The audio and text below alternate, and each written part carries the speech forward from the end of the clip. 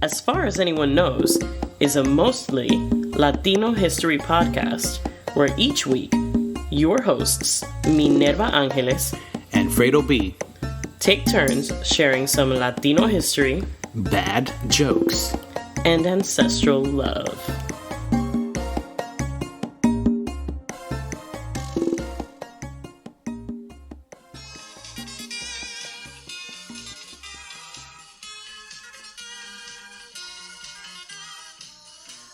Hello, welcome to another episode of As Far as Anyone Knows. Today, we're going to continue our discussion of the black influence on Latino music. I am your host, Fredo B. And I'm your co-host, Minerva Angeles. So before we get into that, Minerva, what's on your mind? What is on my mind is doctor's appointments. Okay. I don't like them. I don't like the vulnerability of a doctor's appointment. And you know, we live in a society where if you don't fit the standard, you know, size and, you know, BMI or whatever, then, you know, whatever's wrong with you is like 100% connected to your weight. Yeah. And one, that's fat phobic, and two, it's mad annoying. Makes me not want to go. Like I think you recently sent me something about somebody who like lost 75 pounds. Yeah, to have find out that, hey, all those problems that I had were not because I was fat. Yeah. Like there's plenty of like quote unquote skinny people with high blood pressure and diabetes and all that stuff. So, you know, it's really exhausting when they're like, well, you know, you can try to lose some weight. I only go to doctors who, if I ask if I gotta lose weight, that they just kind of shrug. Like if you shrugged, you passed the Minerva professionalism of a doctor test. Yeah. Because I now know that you know that really that's a toss up. You know, that's actually not, we're not sure if that means anything. Yeah. I like that doctor. I would like for the doctors to be the kind that's like, hey, your weight is going to be the last thing, right? Like, we're going to check all these other things, and then if it's not those, it might be your weight. Yeah. Like, let's not pick something that can take years for you to figure out. Yeah. Like, before it takes you actual years to get rid... You know how long it takes to get rid of 75 pounds? Well, for this woman, I think it took her 5 years. That's a long time to, like, be dealing with whatever health issues. And for a doctor to just be like, I don't know, man. You're probably just fat. Like, yeah. Like, what the hell? I find that, like, utterly exhausting. And it's so vulnerable because you're already going to a doctor's appointment to discuss something that is not good with your body, right? So you've already WebMD'd everything, and you've decided you're dying, and, you know, you've got some uncurable, some kind of terminal, you know, disease or illness, and you show up and you want to a certain extent to have that alleviated. You want this professional to, like, I don't know, take a blood test, run some analysis, something. Do something here. Like, lie to me. Do the workup. Whatever I don't know what the workup means. The workup can mean, like, they go to a different office and just move some paper around. Lie to me, at the very least. And what do? They say, you know, a lot of this can be caused by, you know, just, like, being overweight.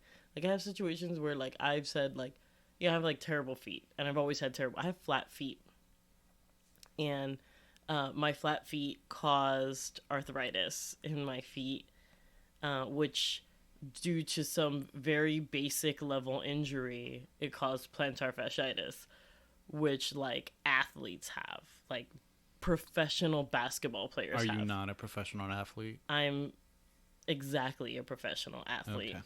Yeah, that's who I thought I married. I was like doing the most basic of kickboxing classes when I did that.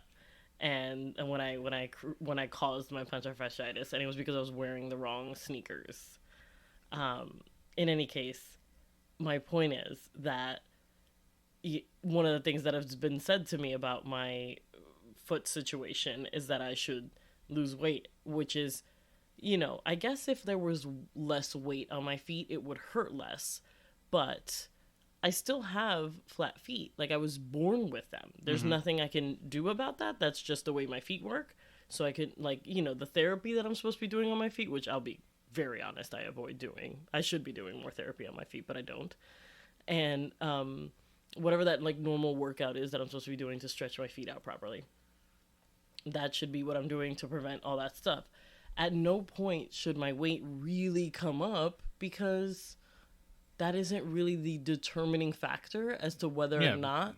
Professional athletes, I'm assuming, are not usually overweight. Right. Like, nobody, I don't know if, LeBron James has I'm sure he has some other fasciitis. stuff. Right, but, let's assume, somebody like LeBron James has plantar fasciitis. LeBron James. No one, anybody in our age group cannot hear LeBron James without thinking LeBron James. So he's what, 8 feet tall, something ridiculous, sure. Yeah. like that, something like that. Yeah. Mm-hmm. So it's not like he would go to the doctor, right, and say, "Oh, I've got this plantar fasciitis thing," and then they'd be like, "Oh yeah, you need to just be shorter, and if you were shorter, you would weigh less, and then your feet would probably be 0.8% better." Yeah, not to mention your knees. Exactly. Your knees would be better. So, I mean, prejudice in the medical field is a big thing that we need to work on as a society, because it's not just fat phobia, it's also prejudice and racism. So if your reasons why the mortality rate for black women is higher, even if they're seeking medical care, it's because they're denied. Specifically black mothers, through the pregnancy and birthing process, very high mortality rate, which means they just die at a higher rate. Doesn't the United States, don't quote me on any of these numbers, but we have one of the highest, as a country, we have one of the highest maternal mortality rates, right? Specifically with black women as it relates to the world. No, and I know in relation to the world that it's high. It's somewhere on one of those lists where a country with the quote-unquote stature and reputation that the United States has, we have no business being on that list. Yeah. But we're on that list for probably a couple of things. Our healthcare situation in general is abysmal. So we're on there for that too, I'm sure. Oh, yeah. Yeah. And so with regard to the mortality rate in black women, I mean, it's Women's History Month, so we should totally be spending time on informing that anyway, because black Latinas are affected by this. And there's historical, anecdotes to support this, with sort of rumors doctors believed at the time during slavery, where a long time ago, this doctor, this awful man, had a woman who was enslaved, and he used her body to perform all of these experiments. I think he was a gynecologist, and he was revered as the father of gynecology or something ridiculous like that, which the word father and gynecology, no thank you. But apparently there was a statue in Central Park for him, and that recently, when I say recently, I mean within the last 5 years, was taken down because that kind of came up. Everybody's like, hey, that statue, super offensive and disrespectful, this guy's trash. And because it's New York, they didn't make a whole thing of it, and there wasn't any protests, and they just got rid of the shit. So I mean, yeah, try to get rid of Columbus and Columbus Circle. That's true. We're still working on that one. Yeah. And we're still trying to make Indigenous Peoples Day a thing. That's still not a thing. I think that's moving more and more that direction. Yeah, I mean, I know City Council keeps talking about it, but as a state, it's we still have upstate to deal with. Upstate, well, I mean, look at who we have as a governor. Yeah. Sorry, New York talk right here. Yeah, sorry, we're veering too much into that. Anyway, Point being, there was a belief behind some of those practices, and we should probably do an episode that spends a little bit more time so I can like actually quote proper names and resources. But to my understanding, a lot of these doctors that worked on enslaved women's bodies perpetuated this myth that Black women didn't feel pain. Mm-hmm. And we have a higher tolerance of pain. Right. The threshold is higher. Right. Which in general you could probably understand throughout the entire history of enslavement that would be, a thing that they would have to believe that to be as grotesque and inhumane as they were to abuse people at that level. But that belief persists today, and it just gets communicated in different ways. And I don't think like many doctors are as aware of that in themselves. And like, in my opinion, that should be like a required course. Like when you're trying to get your medical degree, you should go through racism and fat phobia or all the other discrimination levels you can go through as a doctor, and like really kind of unlearn some of these ridiculous ideas and myths that have been sort of passed down over time that we accept as scientific fact. I mean, even gender stuff. I'm sure there's doctors out there that believe some of the gender stuff. Like, you're a doctor, maybe you're not clear on what sex is and what the difference is and how that can also change too, like biologically for some people. So yeah, I think there's a lot of work that needs to be done in that field in general. And I think the way we hold doctors up on a pedestal can be a little frustrating sometimes. Because I mean, we all know there's not a person out here that can tell me that they haven't at least like been seen by one doctor that you leave that appointment and you're like, wow, that was a complete waste of my time. This person was trash. They didn't check whatever I was telling them I was feeling this, and they were ignoring me, blah, blah, blah. Like, there's no way that there's at least somebody, like, at least one time in your life you experience that, because that is a real thing. And, like, we do have to start holding doctors accountable, I think, a little bit more. I mean, it with many things in this country, it comes down to education, really, and what's being taught, what's outdated, what needs to be updated. So yeah, I think it comes definitely down to education and the way what we're teaching these people going through the medical field. Yeah, and to me, I'll always come back to accountability. I mean, it's the same thing with all professions. You're not that great at your job if you are walking around with some bias, or some kind of prejudice. You just can't be great at your job if your job is to serve people. Yeah. So, I mean, you have to, without acknowledging and trying to do better, right? Because I think we all go through life with biases, and some form of prejudice. It's hard not to. Yeah. But it's recognizing that you do have those, and that they shouldn't get in the way of you doing a good job, especially if you're in the service field, like doctors, nurses, lawyers. Teachers, law enforcement. Was it gonna touch it? But like, yes, law enforcement. I think when you're providing a service to take care of somebody, you definitely have to be aware of like what your biases are and where your blind spots are, because they could definitely affect your patients or the people that you're serving. I agree. And also, like, teaching these people critical thinking skills. Like, when you're getting a training or when you're getting some kind of, when you're going through some kind of education process and you're not questioning where this is coming from, like, what was the research that was done? The fact that so many people buy into the BMI thing, I'm just kind of like, barf. Like, this was not a culturally responsive or inclusive process. And the bodies that were used to measure what the BMI is aren't bodies like ours. So I'm honestly not sure what bodies they used to. Yeah. And I'm not sure like if that BMI chart has been updated.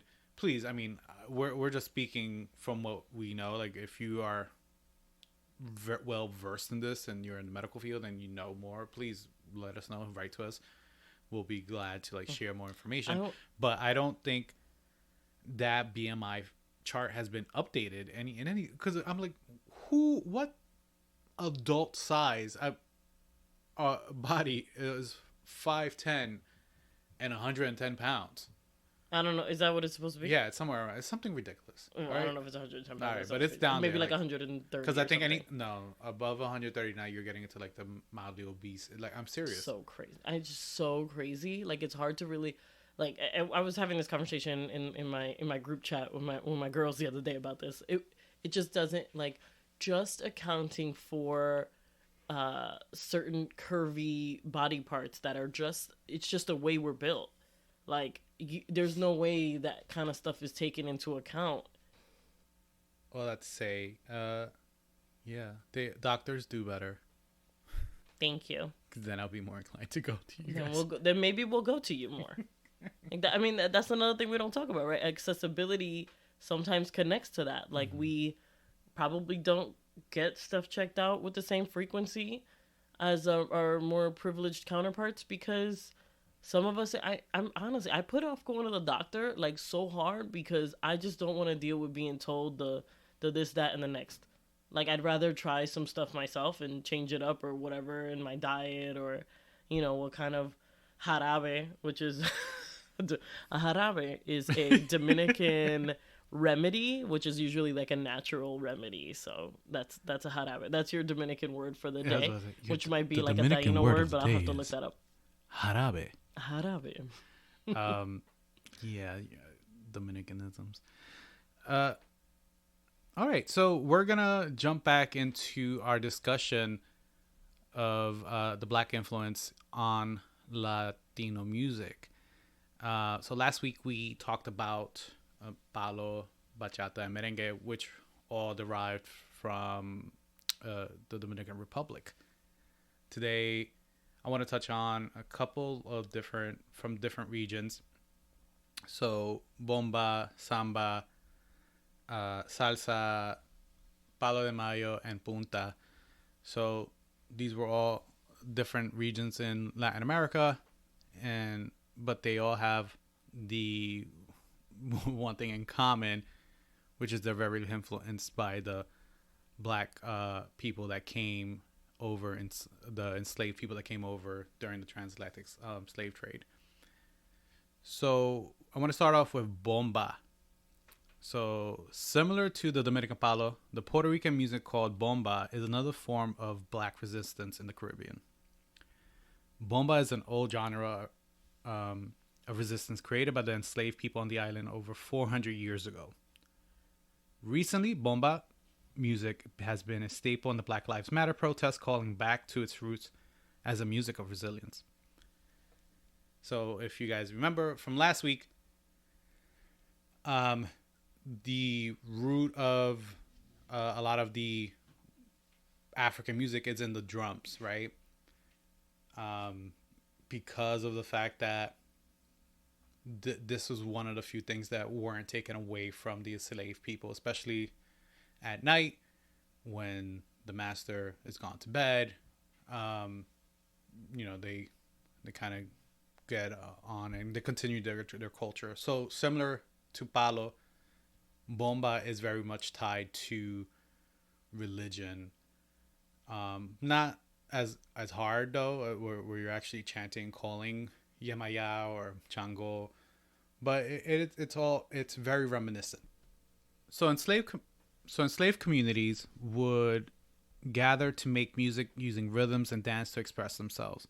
They would tell stories, share news, communicate revolts, and just connect with one another. The process of gathering through Bomba was called Bambula, which is a practice of remembrance. So, remembering where you came from and more specifically remembering your humanity. Because it was one thing that, the slave owners were not able to take away from the enslaved people is their humanity, their attachment to that, the attachment to their culture, the attachment. That's why it was very important for them to continue these these traditions. So Bomba originated in Loíza. It's a town in Puerto Rico. One thing that I learned during my research is that Loíza is actually the first town in Puerto Rico to abolish slavery. So you would get a lot of runaway slaves going to Loíza. So yeah, a huge black community thrived there. And then, you know, they moved to different places like Santurce and all over the island, really. But that's where the origins of Bomba really come from. So, but through the years, Bomba has almost disappeared. One, because it was outlawed at one point on the island. Because again, this is like a rebellion music, right? And then just because of over time, people have stopped passing this down. But during the mid 1900s, people did start noting that this is important for our history. We need to continue this kind of music.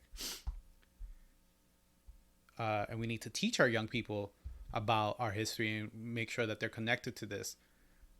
So one of the more prominent families who are attributed to keeping this history and legacy alive is the Cepeda family from San Juan. So Don Rafael and Doña Claridad opened up a school of bomba y plena and taught many students, who in turn keep it alive today. So like the students are who learn from them are now teaching newer generations. And you know, kids learn young from a very young age about bomba, about dancing. So bomba, again, it's what has a lot to do with the percussion. So you have drums, you have the lead drum, and then you're flanked by the other two drums. And one interesting thing that they borrowed from the Tainos was the maraca. Again, another tool which is to keep time. So, you know, kind of similar to the guira in that sense, where it's like a sort of like a rattling noise, right? Mm-hmm.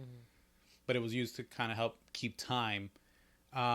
What's distinct about bomba is, again, there is a call and response between a dancer and the drummer, but it's not really so much in the vocal. It's not a vocal call and response. It's one of movement and body language. So the drummer kind of mimics the movement of the dancer. So the dancer kind of makes a sharp movement with their hand. The drummer also does a tapping with their hand to kind of mimic it, and it is beautiful. And it's something that you have to see, and we're gonna give links so you guys could actually, if you haven't seen it before, it is amazing. It's beautiful to watch, because you know it is also a blending of like all the cultures, right? So now you have like the Arawak and Maraca in there, but the skirts are wholly European. So one of the things that they use to you know, it's not necessary, but like one of the things that they use is also the traditional Spanish skirt, that long skirt that's also prevalent in Palo. So again, it's a combination of all these things. I'm gonna play a little bit of the Palo. No, sorry. I'm gonna play a little bit of the Bomba, and you'll be able to hear some of the similarities in the percussive beat.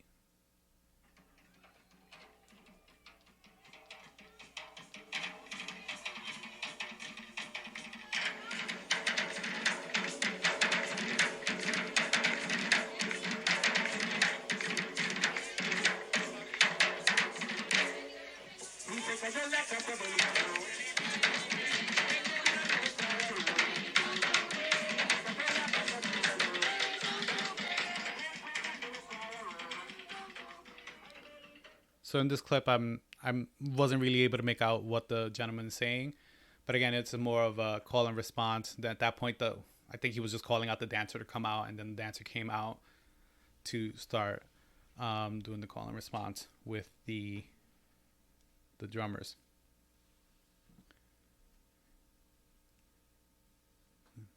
Anything you want to share about that?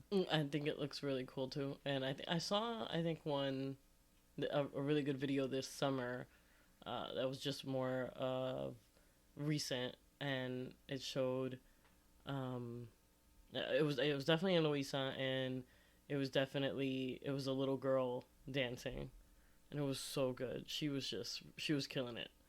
Yes, So I'll yes. see if I can find that the video went viral, It did. actually. Well, at least amongst certain Latino circles. Yeah. It definitely did, because she was killing it. She was so good. So I have to find that one, because if I find it, I'll post it on our page, on our Instagram, and maybe our Twitter. So hopefully you guys will follow that and see it too, so you can see what we're talking about in terms of the call and response. Yeah. So another similar genre to this is called Punta. Punta comes from is mostly in Central America, the Caribbean basin of the Central American countries. So primarily Honduras, but there is in Belize, Nicaragua, Panama. But Punta is mostly attributed to the Garifuna people. And I'm not sure if I'm using that terminology right, because it could just be Garifuna. So I don't know. Maybe I should just drop the people part of it. But the Garifuna it's very complex because there's a long history to who they are. So the Garifuna essentially are black indigenous people of Central America and part of the Caribbean. They basically are a group of enslaved or formerly enslaved West Africans who survived the shipwreck and kind of just thrived in the Caribbean, mixing their language with that of the Arawak. And also then what's really interesting as time goes on, parts depending on where they are in Central America, their language even went further and kind of mixed in English words, French words, some patois from Jamaica. So you have this really blend of cultures. But Punta, similar to Bomba y Palo, originally was very heavy on the percussive beats of the drums. And again, it was used ceremoniously, particularly during a funeral. But they also used it, during joyous occasions. They used it during different ceremonies. One of the things, though, that Punta is known for is just is more of the dancing that is involved with Punta. So with Punta, unlike with Palo or Bomba, there's no skirts involved in this. It's really more about shaking your ass, honestly. Like that's really. So the origin of the word Punta, it's there's conflicting reports about where it came from. So some people are saying, well, Punta is really like, Spanish bastardization of the African word bunda, which is really like booty, essentially like butt, because of like the way you dance. Punta is, you got to shake your ass. But then the other word that I grew up knowing, because my family's from Central America. We do know Punta. It's not as big as in Honduras or other parts, but we know of it, right?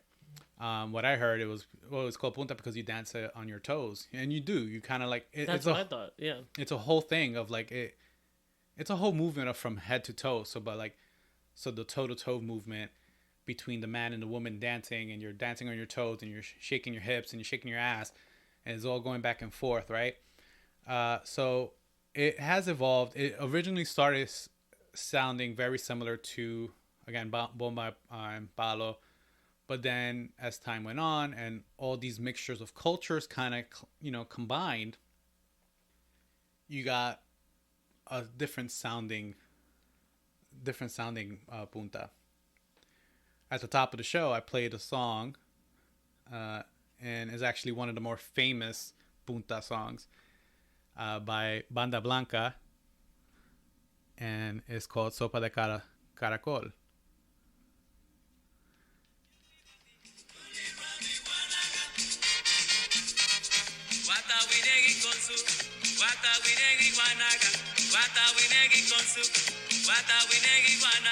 Si tú quieres bailar, sopa de caracol, guatanegui con su, yupi pati, rani guanaga,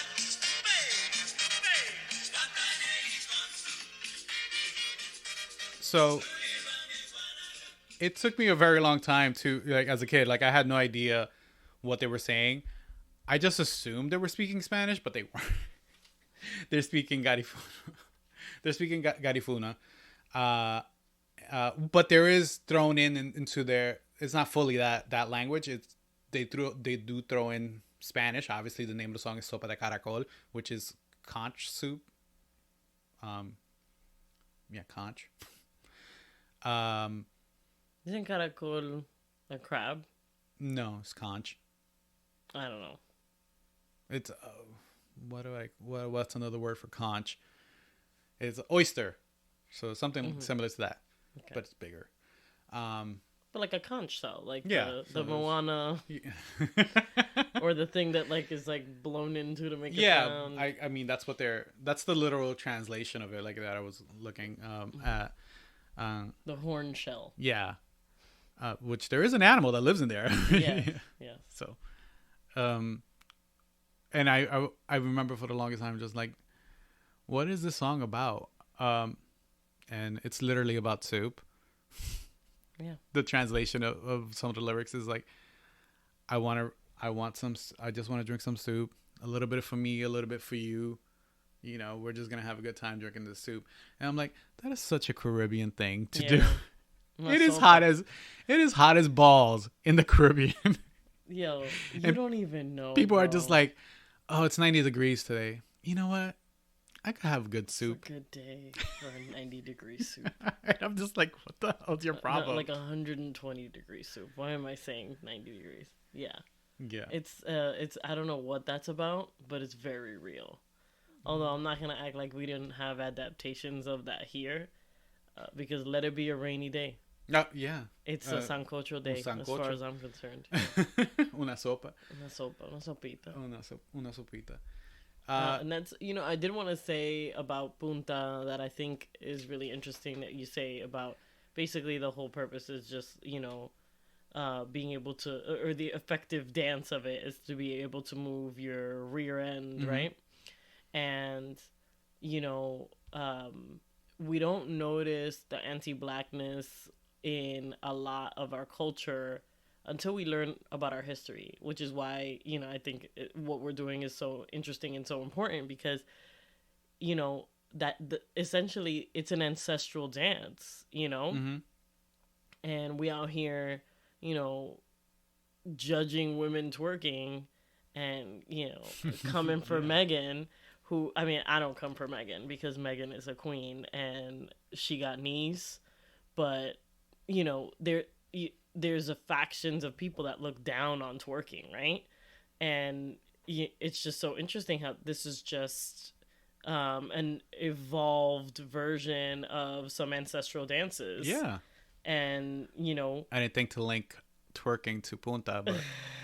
I just think in general, like many of our ancestral dances, when we think about where some of this stuff comes from, and, you look at you look at many videos, either if you see of any current day African dancing videos or anything like that have gone viral, or if you see in comparison anything in the Caribbean, I can draw similarities between that. And then you look at sort of Black American adaptations to that and how that has ancestrally survived in ways that we wouldn't necessarily consider the same, but really when you think about it, it absolutely is. And it's definitely an evolved version, and it's adapted to hip hop, which we know is connected ancestrally to blackness and in general African history. So yeah, I just had that whole moment right now. That's cool. I didn't think. I mean, no, I think you're absolutely right. I didn't make those connections when reading on it. Like, but I can't. I didn't write down the quote, but like, it's interesting when I'm reading about Punta. The people who, back in the day, these white people who write about the slaves, what they do at night. Enslaved people. Yeah. Yeah, the enslaved people who what they do at night. It's so funny. Like their quotes are like, oh, they were doing very seductive dancing, and I'm like, because they're shaking. Yeah, and it's just like, why? Because they're shaking their asses. Yeah, like relax, B.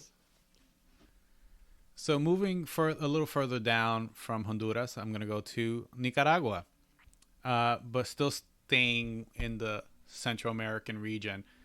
I'm going to be talking about Palo de Mayo, which literally translates to maypole. Maypole is a European tradition. It's really, it's kind of like a midsummer celebration. So it was a celebration of the oncoming, rainy season, which, as you know, being in the Caribbean, basically any day after, towards the end of May through September is hurricane season. So it's like, it's a bad time to go down there. If you want to go to the Caribbean, don't go during the summer because it's going to be raining most of the time. The summer's not too bad. It's mostly really like the end of summer, I would say. Like if you're trying to go anywhere from like mid-August to mid-September, that's like peak time. Like you are very likely going to encounter a hurricane threat. I think I have never gone during that time frame and not have had to change my flight because of a hurricane threat. But it's less likely if you go earlier in the summer or closer to the winter. Yeah. So again, maypole is it's rooted in European tradition, but it was transformed into something entirely different. That again, I don't think the colonizers in Central America ever thought it would happen. That I don't think the colonizers in Latin America ever foresaw this happening. So much so that they're just very like, that's not us. So interesting thing about Central America, in the late part of the 19th century, early part of the 20th century, there was an influx of Jamaican immigrants. Most of these people were black, former slaves. They came looking for work.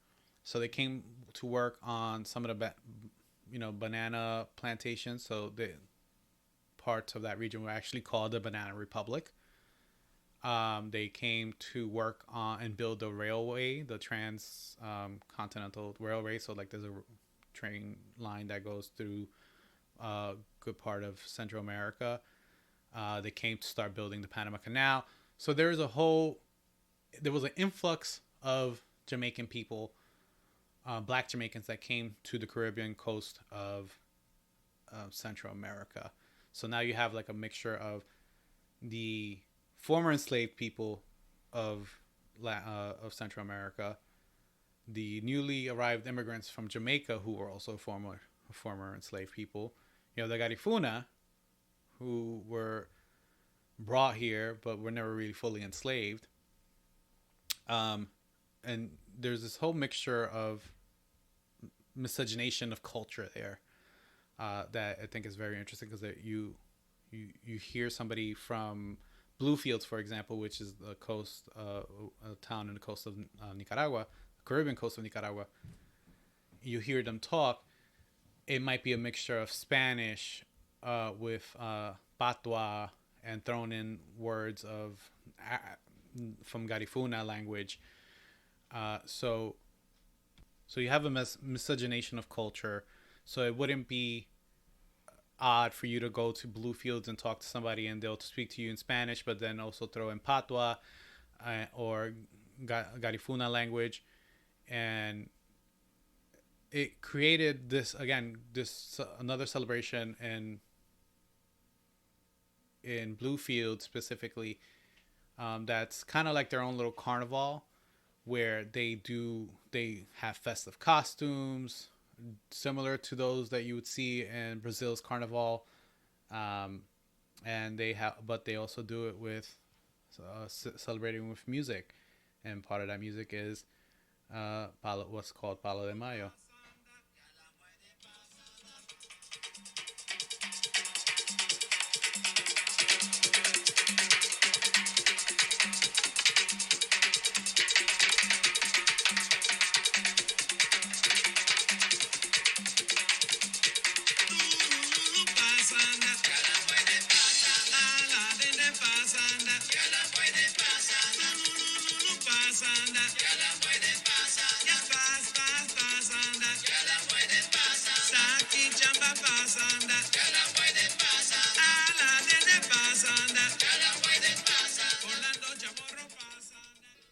In this song, they are using patois.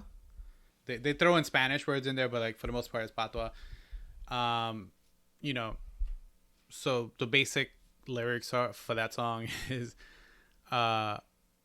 Tululu, pasanda, gallon boy, go on pasanda. What? I had no idea. Yeah, so it's like, go ahead, pass under, boy and girl, pass under, and then they shout out other people to pass under. So, and that comes from like it's part of a dance too, like, because again, it's a festival. So what they do is kind of like a sort of like London Bridge tunnel type thing where you hold hands up high and people pass under the tunnel. Yo, that's mad Jamaican because I feel like that is so Jamaican. Oh my god, I love that because like so many Jamaican artists create music and there's a dance that goes with the song. Yeah. Oh my god, that's so lit. I didn't know that. And so and I've been trying to figure out what the hell does Tululu mean? And I'm just like, this is just a summation, assumption of that I'm making. I by no means, if you know for sure what Tululu means, please let me know. But now knowing the dance that goes along with the song and really what they're singing, right? And it's kind of like, a Creole or patois version of a kind of children's song. I'm like, that's kind of sounds similar to Lou, skip to my Lou. I could totally see a Jamaican Spanish person or a Latino person being like, ¿tú sabes esa canción? El Lulu. Ajá, ese. Ah, sí, Tululu. Ajá. So I could see that evolving to Tululu. Because I've been looking, I'm like, is that like an African word for something? No. There's also this song.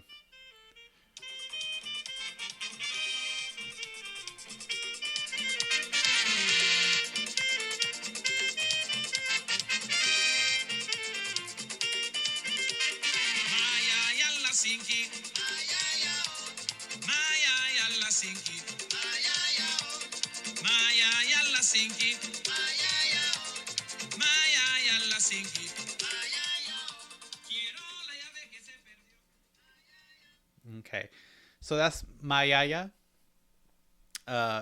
So in doing research for this, and this is the thing about not having like a recorded history on some of this stuff, right? Because then you have conflicting reports of what anything means.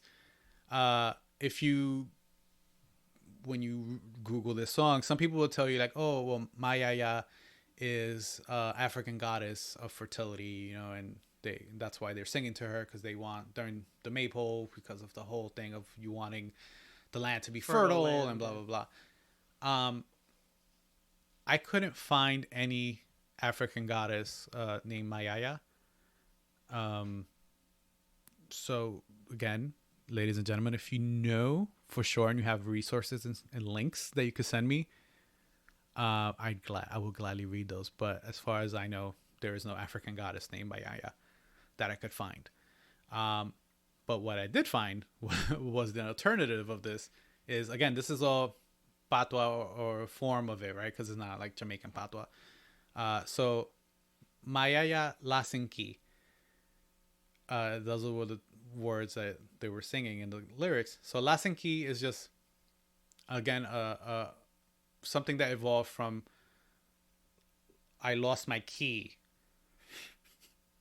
Because the whole song is about I can't find my keys and I need to get into the door. Oh my god, I love that so much. So one of the... I just want to be clear, like that is 100. Like there's a merengue already written about that. Like I'm sure, and I love being Caribbean. Oh my god. So one of the theories about who Mayaya is again, it's just one of those things where like, oh, it's just a play on the name Maya. So like Maya, I lost my key. Mayaya Lasinki. You know. So that's one theory out there. Again, I'm not going to say for certain. I'm just providing what I found. If you have resources that you can share, please please give them to me. So that's Palo de Mayo in Nicaragua, but they also celebrate in Belize, parts of Honduras, and parts of Panama as well. So from the Central American version of Carnival, we're going to head down to Brazil. And we're going to talk about, one of their major genres of music. And it's Samba. So Samba, similar to Palo and Bomba and Punta and all these other African-rooted musical genres, is linked to the African drums the enslaved people were able to build in the Americas. So like, again, like our African ancestors were anything but if not resourceful, right? So they saw a tree, they saw something that like, oh, this could be a drum, guys. Mm-hmm. Let's get some music going because we gotta uplift our spirits. Mm-hmm. So Samba is Brazilian music. It's very rhythmic. It honestly, you can't hear Samba without wanting to, again, shake your ass, because the whole movement of Samba is this kind of hip sway, gyration type thing, and it's intricate with the leg work as well. It's similar to Punta, like where it does, you do have to be on your toes with it. So again, we're seeing the connection, right? Yeah, it's definitely like a salsa, Punta, somewhat. You have to make sure you're also moving your rear a certain way. Mm-hmm. It's very complicated. I'm not gonna lie. So the origins of Samba are in a town in the northeast region of Brazil called Bahia. Sorry. That each is silent. Yeah, Bahia. Mm-hmm. And it's that a lot of the enslaved people were brought to that town. That's basically their sugarcane hub, right? In fact, so many Black people were there that they would put the white Brazilians dubbed it Little Africa. So after the abolishment of slavery and people start moving, big number of these people from Bahia. Sorry, guys. Bahia. They moved to Rio de Janeiro. You gotta say it. I can't help it. You want to say it. I can't, you guys. I can't hear Rio without singing the Rio song from the animated feature, and I'm so sorry. It's real in Rio, guys, and that's it. That's all I have. I'm sorry. Please continue. We don't have time for this. Yeah, exactly. So they moved to the favelas of Rio, and they were there. So samba is considered music of the common people. Its roots come from the Bahian music and dance styles like the lundu and jongo, which connect back to the African enslaved people. When the descendants of these men and women moved to Rio, most of them settled in specific neighborhoods in the favelas, bringing their distinctive music with them, and really incorporated that into basically what is now the sound. Like honestly, like when I think of a sound of a country in Brazil specifically, I cannot think of Brazil without thinking about samba. One of the more famous samba songs is by Sergio Mendes, and I Dare You Not to Dance. That's a good one. Vem magalenha rojão, traz a lenha pro fogão, vem fazer armação. Hoje é dia de sol, alegria de coió, é curtir o verão. Vem magalenha rojão, You gotta wait for the beat to drop. vem fazer armação. Hoje é dia de sol, alegria de coió, é curtir o verão. Yeah, yeah, yeah, yeah, yeah.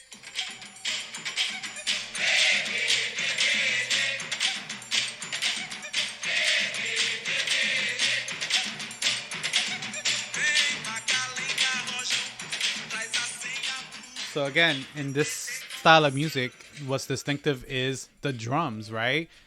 And you kind of hear a little bit of that maraca in there, that the scratching sound, the rattling sound again to keep time. But it has also evolved to now involve, some of the newer sambas have also brass instruments in there. So very similar to a lot of the other Latin American genres. They evolve. Nothing stays the same. And there's different versions of samba. Like samba could be very smooth and very but it could also be very fast. Like this one where it's really about, because it's really just about joyous. It's about celebration. And this song, the lyrics really is just about, they're telling Magdalena or Magdalena, I don't know how to say it in Portuguese, but they're telling Magdalena, yo, it's a nice day out, let's go, we're gonna party, it's just gonna be joy, it's gonna be vibes. Vibes. So basically that's what they're telling Magdalena, and it really is. Honestly, I hear that song and I'm like, yeah, let's go party, It's bro. lit. That song is like get up and dance. And I gotta tell you, I'm my uncle's been trying to teach me how to dance samba since I met him. My uncle's Brazilian, and I met him when I was 12, and he's been trying to teach me since around then. And it has been several decades, and I ain't got it yet. So I did want to say, Bahia is considered one, like probably the largest center of African culture in the Americas. I believe of the 4 million enslaved or kidnapped Africans, I think 1.4 million were brought to Bahia. Mm-hmm. And I think that's why there's such a rich culture there connected to, I think the most like, the most connected to African culture, if I'm not mistaken, is there. And then obviously there are sort of gradations of that all across the Americas, of course, because the diaspora is what it is. But from what I understand, Bahia's a lot of like there's specific. I know with certain like Latin American countries, the religions have been adapted or have changed, but I believe they practice the religion more in line with its authentic version from some of the West African countries, if I'm not mistaken. Like they're like it's they're not covering it with Don Miguel or whatever. It's like It's like this is Shango. Right. This is right, and so it's really interesting. And we probably just need to do a whole episode on Bahia, period, because it's lit. But yeah. Okay, and the last genre that I want to touch upon is For today. Today. Because we realize this is like an 18-part episode, and we have to stop here. Yeah, guys. But we will get into this in more detail long term. Maybe later. Like, yeah, we'll just pop in with some when we want to have a little fun again. We'll throw in some music episodes again. But we realize that it's actually such a huge part of our music that we can actually cover this efficiently in 2 episodes. And again, if you're thinking to yourself and whatever, about any of these genres and you're like, Fredo, you didn't touch upon this, please let us know. Write to us on Instagram, on Twitter. We're on Facebook. So hit us up and we'll gladly share the information. It's not a matter of like, oh, this is the end all be all of what I'm talking about here. This is just to give you a taste and like to bring to light again that these are very African. This music is rooted in Africanness. You can't, you could try to deny it all you want and call it whatever you want, but it is African in nature. And of course things evolve, but for the most part, the origin of all these music is Black. And we like that. Mm-hmm. We're so proud of that. So thank you, ancestors. So again, the last genre that I want to touch upon today, because I'd be remiss if I don't talk about it, is salsa. Yes, now, salsa is, for those of you who don't know, is the Spanish word for sauce. And just like a sauce, it really comes from different genres of music. It really is it's a mixed bag of like they really threw everything in there in the Kinshasa stick to create a very dynamic sound. So the salsa has elements of bomba, has elements of palo. It has that very distinct percussive drum beat, but it also has the more traditional music, ballroom music, right, thrown in there. So the biggest influence is the son, the Cuban son, which is a type of it's like a son. No, it's not. You're so corny. So the son is heavily influenced el huabanco, el bugalú, mambo. Yeah, bugalú son. These are all basically what they threw in there to create salsa, and all of these are very much rooted in Blackness. But what's distinct about salsa is that it wasn't created in the Caribbean or parts of Latin America. It was actually created here in New York City. So when the influx of Cuban and Puerto Rican migrants came in the mid 1900s, they were here in New York and they were kind of like getting together, obviously to party, right? So you're bringing your own flavor from your country to these parties.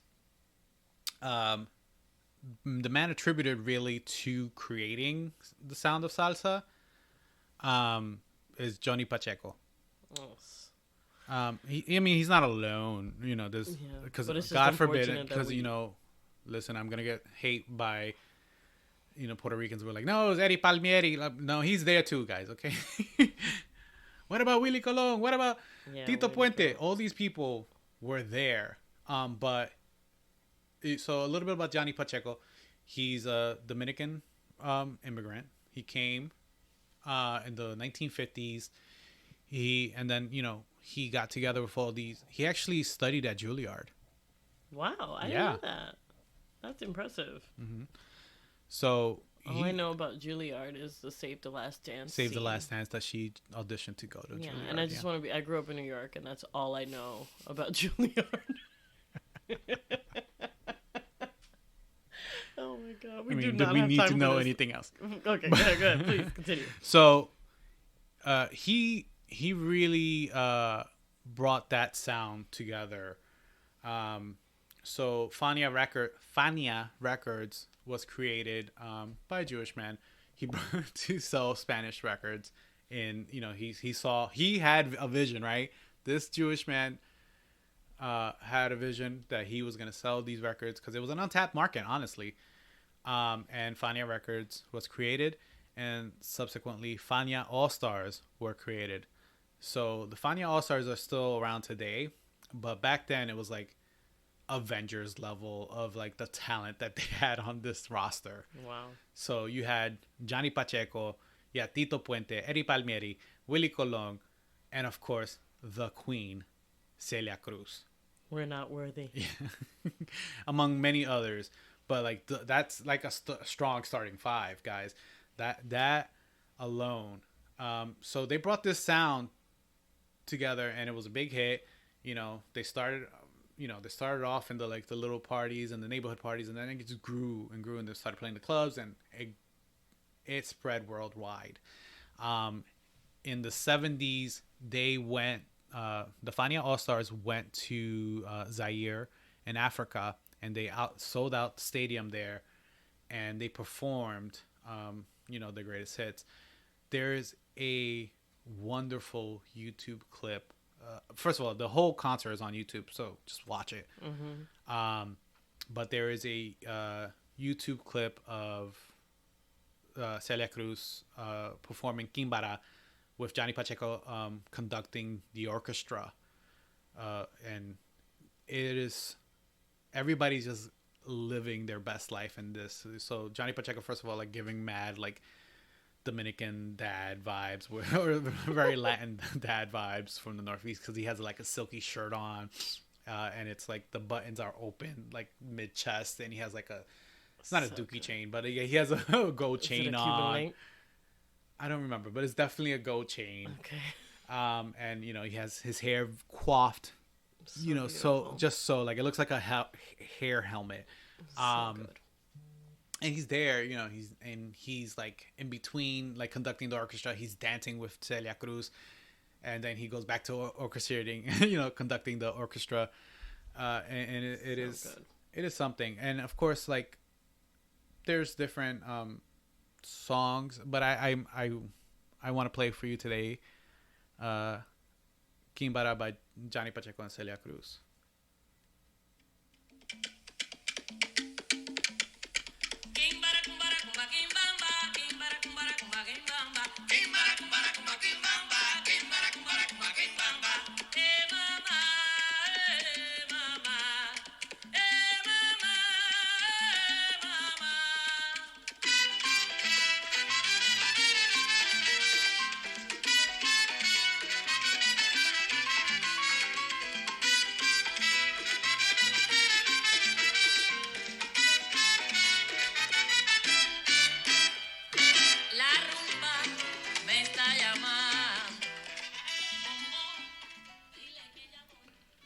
Now, the reason I chose that one, I think, is because it's very emblematic of like the mixture of all those sounds. Like all the songs all the music that we've been talking about for these last two episodes are so evident in that music.